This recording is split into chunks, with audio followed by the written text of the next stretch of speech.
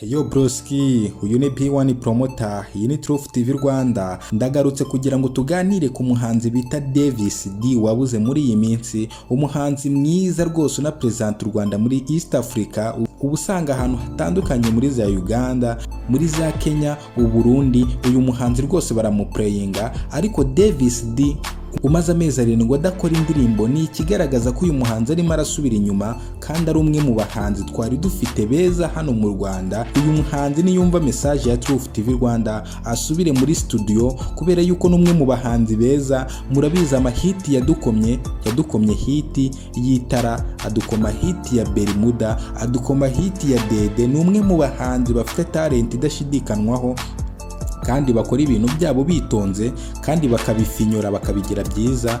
Davis D uri umuhanzi mwiza, subira muri studio, wongere uduhe ibihangano, twongere tubyine mu maklabu, twongere twumve bya bihangano byawe biryoheye amatwi, kubera ko abanyarwanda ibihangano byawe turabikunda. Subira muri studio rwose urebe uburyo wakora mu nganzo Davis D, kubera yuko abanyarwanda baragukumbuye. Amezi 7 n'amezi menshi muri kariyeri yawe utigeze umara utaradukorera indirimbo, utaraduha indirimbo.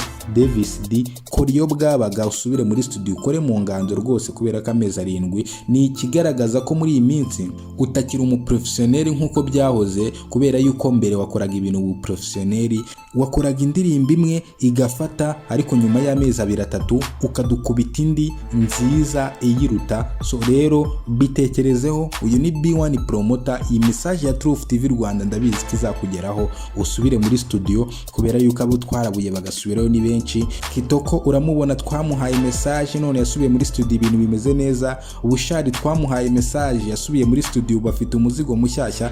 Davis D nawe usubira muri studio, ukore mu nganzo, uduhe ibihangano bishyashya, kubera yuko turabikumbuye. Uri umusangira ngendo uzi kuririmba, ubashije ibi bintu, ubashije game, ariko kumara amezi 7 ni ikigaragaza ko utari murakora. Subira muri studio, wongere ukore mu nganzo, wongere uduhe indirimbo, zimwe mu ndirimbo zawe ziryoshye rwose, kubera yuko uri umwe mu bahanzi bazi kwandika hano mu Rwanda.